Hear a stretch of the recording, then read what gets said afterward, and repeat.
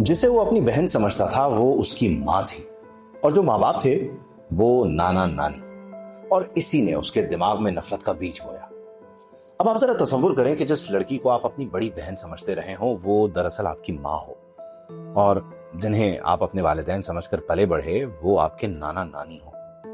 ये कोई फिल्मी कहानी नहीं है, बल्कि अमेरिका के बदनाम तरीन सीरियल किलर टेड बंडी की जिंदगी का वो सच था जिसने उसके दिमाग में नफरत का बीज बोया।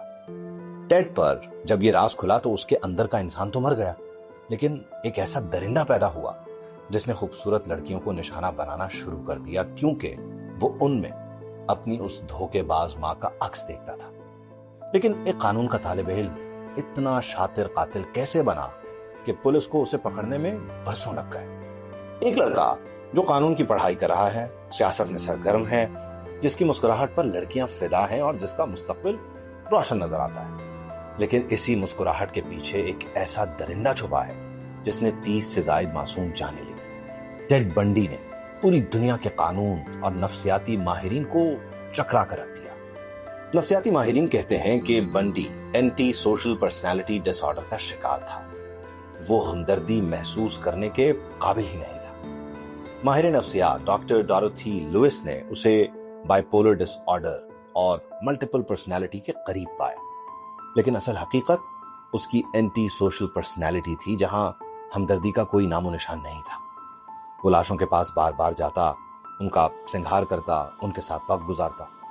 ये उसकी ताकत का वो जुनून था जो उसे निक्रोफेलिया की तारीक तरीन गहराइयों में ले गया। ये उसकी ताकत और कंट्रोल का वो मकाम, वो दर्जा था जो इंसानी अकल से बाहर है। बंडी सिर्फ एक कातिल नहीं था, वो एक अदाकार था। वो पुलिस अफसर बनकर लड़कियों को रोकता या अक्सर एक टूटे हुए बाजू का नाटक करता, बेसाथियों का सहारा लेता और मासूम लड़कियों से मदद मांगता। जैसे ही कोई लड़की उसकी मदद के लिए उसकी गाड़ी वोक्सवैगन बीटल तक पहुंचती तो वो वहशी बन जाता। उसकी गाड़ी की पिछली सीट हमेशा निकली होती थी ताकि वो अपने शिकार को आसानी से उसमें छुपा सके। 31 अक्टूबर 1974 हैलोवीन की रात 17 साला लॉरा एन.एम. जो एक कैफे से घर जा रही थी, बंडी के इस जाल में फंस गई जहां से वो कभी वापस नहीं आए। उस रात के बाद लॉरा को किसी ने नहीं देखा। पुलिस और घर वाले उसे महीनों तलाश करते रहे, लेकिन वो कहीं नहीं मिली। 2025 की जदीद डीएनए रिपोर्ट ने अमेरिकन फोक कैनन से मिलने वाली हड्डियों को लॉरा एन.एम. की बाकियात बताया। 18,780 दिन बाद टेड बंडी का जुर्म और उसके शिकार सामने आ रहे हैं, और क्या पता अभी और भी क्या कुछ बाकी। 1974 में वाशिंगटन और ओरेगन से कहानी शुरू हुई। लिंडा एन हेली का अगवा 1 फरवरी 1974 की सुबह वाशिंगटन यूनिवर्सिटी के करीब उसके अपने कमरे के बाहर से हुआ था। ये बंडी के उन इब्तदाई केसेस में से एक था जिसने वाशिंगटन में खौफ व हिरास फैलाया। इसके तकरीबन 5 महीने बाद 14 जुलाई 1974 को एक ही दिन में लेक सिमामिश के पुरहुजूम साहिल से 2 लड़कियां जैनिस और डेनीस हजारों लोगों की मौजूदगी में गायब हुई। बंडी ने उन्हें दिन की रोशनी में अगवा किया। 1974 के आखिर में यूटा में बंडी मुंतकिल हुआ और वहां भी लाशें मिलने लगी। नवंबर में उसने कैरल डार्विन को अगवा करने की कोशिश की, जो खुशकिस्मती से भागने में कामयाब हो गई, और वो पहली लड़की थी जिसने बंडी का चेहरा देखा और जिंदा बच गई। फिर 1975 में कोलोराडो में भी उसने अपनी वहशत जारी रखी। पुलिस को अब अंदाजा हो रहा था कि इन तमाम रियासतों में होने वाले कत्लों का तरीका एक ही है। बंडी इतना होशियार था कि वो एक रियासत में कत्ल करता और दूसरी में गायब हो जाता। लेकिन बंडी पकड़ में कैसे आया? 16 अगस्त 1975 को टेड बंडी को ट्रैफिक स्टॉप के दौरान रोका गया था। यूटा हाईवे पेट्रोल के ऑफिसर बॉब हेवर्ड ने देखा कि एक सफेद वोक्सवैगन बीटल हेडलाइट्स बंद करके मशकूक तरीके से घूम रही है। जब पुलिस अफसर ने उसे रोकने का इशारा किया तो बंडी ने गाड़ी भगा ली। खैर वो गिरफ्त में आया। अब उस पर पुलिस से फरार होने यानी इवेडिंग द पुलिस का चार्ज लगा। लेकिन किसी को पता थोड़ी है कि ये कातिल है, क्योंकि एक स्टेट की पुलिस दूसरी स्टेट की पुलिस से राब्ते में नहीं होती थी, तो मालूमात इधर से उधर जाती ही नहीं थी। और ऐसा चैलेंज यानी कि टेड बंडी पहला सरदर्द था, पहला केस था अपनी नौयत का। अब बंडी पुलिस के पास है। पुलिस को चकमा देने का इल्जाम है। तलाशी के दौरान उसकी गाड़ी से एक लोहे की सलाख क्रोबार, 2 मास्क, हथकड़ियां, रस्सी, एक बर्फ तोड़ने वाला आला और कचरे के कुछ थैले मिले तो पुलिस को यह लगा कि ये कोई चोर है। बंडी की इस गिरफ्तारी ने बिखरे हुए पीसेस लेकिन जोड़ना शुरू कर दिए थे। तहकीकात का रुख बदलने वाला सबसे बड़ा एंगल कैरल डारविंच थी। नवंबर 1974 में बंडी ने खुद को पुलिस अफसर जाहिर करके कैरल को अगवा करने की कोशिश की थी, लेकिन वो चलती गाड़ी से छलांग लगाकर बच निकली थी। उसी की गवाही ने पुलिस को पहला खाका फराहम किया था। जब 1975 में बंडी गिरफ्तार हुआ तो पुलिस ने कैरल को एक लाइनअप में बुलाया और कैरल ने बंडी को फौरन पहचान लिया। ये पहला मौका था जब बंडी पर अगवा यानी कि किडनैपिंग का भी अब संगीन इल्जाम लग चुका है। बंडी की गिरफ्तारी के बाद उसकी वोक्सवैगन बीटल की तफसीली तलाशी ली गई। फॉरेंसिक माहिरीन ने गाड़ी के अंदर से कुछ बालों के नमूने जमा किए। उस वक्त की टेक्नोलॉजी के मुताबिक जब उन बालों का मुआयना किया गया तो वो कोलोराडो से गायब होने वाली लड़की कैरन कैम्पबेल के बालों से मैच कर गई। ये वो पहला ठोस फॉरेंसिक सबूत था जिसने बंडी को बराह रास्त एक कत्ल के केस से जोड़ दिया। वॉशिंगटन और यूटा की पुलिस के पास पहले कुछ ऐनी शाहिदीन के बयानात मौजूद थे जिन्होंने ये बताया था कि एक शख्स जो अपना नाम टेड बताता है एक सफेद वोक्सवैगन में लड़कियों से मदद मांगते देखा गया है। जब टेड बंडी गिरफ्तार हुआ तो उसके पास वही गाड़ी मिली। मुख्तलिफ रियासतों की पुलिस ने अब बिल आखिर आपस में मालूमात का तबादला कर ही लिया और डॉट्स कनेक्ट होना शुरू हो गए। टेड बंडी को जब अदालत ले जाया गया तो उसने एक अजीब फरमाइश की। उसने कहा कि वो अपना केस खुद लड़ेगा क्योंकि वो कानून का स्टूडेंट है। जज ने उसे लाइब्रेरी जाने की इजाजत दी और यही वो लम्हा था जिसका टेड बंडी इंतजार कर रहा था। दूसरी मंजिल की खिड़की से उसने छलांग लगाई और गायब हो गया। उसे दोबारा पकड़ा गया, लेकिन इस बार उसने जेल की छत में सुराख किया और अपना वजन इतना कम किया ताकि वो उस तंग जगह से गुजर सके और दोबारा फरार हो गया। जेल से भागने के बाद उसने फ्लोरिडा में एक ऐसी वहशत मचाई जिसने पूरे मुल्क को हिलाकर रख दिया। बंडी फरार होकर सीधा फ्लोरिडा के शहर तलाहासी पहुंचा, जहां वो क्रिस हेगन के फर्जी नाम से रह रहा था।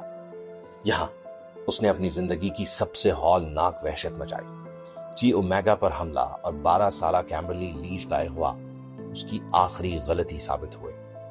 15 फरवरी 1978 की सुबह पेंसाकोला की सड़कों पर एक पुलिस ऑफिसर डेविड ली अपनी ड्यूटी पर था। उसने एक सफेद वोक्सवैगन बीटल को मशकूक तरीके से घूमते देखा। डेविड ने जब गाड़ी का नंबर चेक किया तो पता चला कि ये एक चोरी शुदा गाड़ी है। जैसे ही इस गाड़ी को रुकने का इशारा किया गया, बंडी ने गाड़ी भगा ली। ताक़्क़ुब के बाद बंडी की गाड़ी रुक गई। जैसे ही अफसर गाड़ी से निकला, बंडी ने भागने की कोशिश की। जब अफसर ने उसे पकड़ने की कोशिश की तो बंडी ने मुज़ाहमत की और डेविड की गन छीनने की कोशिश की। डेविड ने बंडी को जमीन पर पटका और उसे हथकड़ियां लगा दी। बंडी ने शुरू में अपनी शनाख्त छुपाई और अपना नाम केनेथ मेंसर बताया, लेकिन उसके फिंगरप्रिंट्स और फ्लोरिडा में होने वाले हालिया कत्लों के सुरागों ने जल्द ही ये साबित किया कि ये वही टेड बंडी है जो कोलोराडो की जेल से फरार हुआ था। इस बार कानून ने उसे ऐसी जगह कैद किया जहां से फरार का कोई रास्ता नहीं था, डेथ रो यानी कि काल कोठरी। जो इंसान 2 बार कानून की आंखों में धूल झोंक चुका, जो बड़ी बड़ी जेलों से परिंदे की तरह उड़ गया, वो आखिरकार एक मामूली ट्रैफिक स्टॉप पर एक चोरी शुदा गाड़ी की वजह से फिर पकड़ा गया। बरसों तक बंडी ने एक भी फिंगरप्रिंट या ऐसा सबूत नहीं छोड़ा जिससे वो पकड़ा जा सके। वो जाए वकुआ को बड़ी सफाई से साफ करता था, लेकिन 1978 फ्लोरिडा की ची ओमेगा सोरारिटी हाउस में उसने एक ऐसी गलती की जो उसकी मौत का सबब बनी। उसने एक लड़की लीजा पर हमला किया और उसके जिस्म पर अपने दांतों के गहरे निशान छोड़ दिए। उस दौर में डीएनए टेक्नोलॉजी आम नहीं थी, इसीलिए तफ्तीशी अफसरान ने फॉरेंसिक ऑन्टोलॉजी का सहारा लिया। एक मोल्ड बनाया और बंडी के दांतों का टेक्सचर और जब वो काटता है तो उसका प्रेशर और उससे पड़ने वाले बाइट मार्क्स लीजा के जख्मों से 100% मैच कर गए। ये वो साइंसी सबूत था जिसने बंडी के झूठे एतमाद को खाक में मिला दिया। अदालती कार्रवाई और कानूनी जंग तकरीबन 11 साल तक चली, जो 1978 में उसकी आखिरी गिरफ्तारी से शुरू होकर 1989 में उसकी सजा तक जारी रही।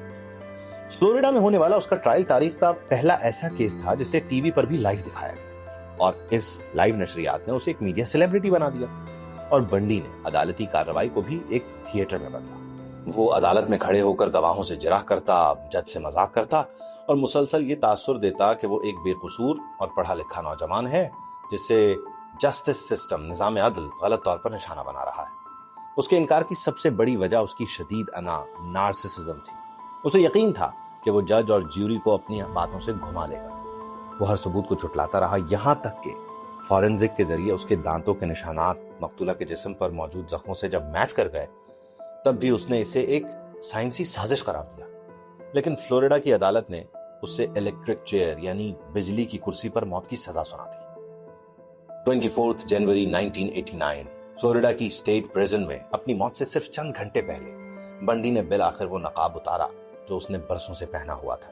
Basically, when we reached the car, what happened was I knocked her unconscious with a crowbar.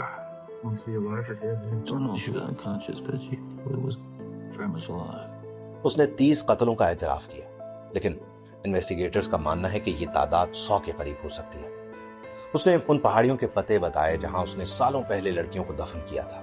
اس نے اپنے جرم کا اعتراف صرف اپنی موت سے چند دن پہلے کیا یا محض چند گھنٹوں پہلے، اور وہ بھی صرف اور صرف اس لیے تاکہ تحقیقات میں مدد کا لالچ دے کر اپنی سزا میں تاخیر کروا سکے۔ مگر اس کی یہ آخری چال بھی ناکام رہی۔ جب اسے سزائے موت دی گئی، جیل کے باہر بڑی تعداد میں لوگ جشن منا رہے تھے۔ ایک ایسا شخص جو بظاہر ایک ہیرو لگتا تھا، دراصل انسانیت کا سب سے بڑا دشمن نکلا۔ آج 2026 میں بھی جب جدید D N a technology Laura N M جیسی معصوم لڑکیوں کی واقعات کی شناخت کر رہی ہے تو ہمیں احساس ہوتا ہے کہ بنڈی کے جرائم کا سایہ کتنا گہرا تھا۔ 30 قتلوں کا اعتراف تو محض ایک نمبر تھا، لیکن کیا اصل تعداد کسی کو معلوم ہے؟ کیا وہ یہ نمبر اپنے ساتھ قبر میں لے گئے؟ کیا وہ 100 سے زائد لاشوں کا سچ آج بھی انہی پہاڑوں میں ہی کہیں دفن ہے؟ آپ کے خیال میں کیا ٹیڈ بنڈی جیسا شاطر مجرم دوبارہ پیدا ہو سکتا ہے، یا آج کا فورنزک نظام اسے پہلے ہی قدم پر روک لے گا؟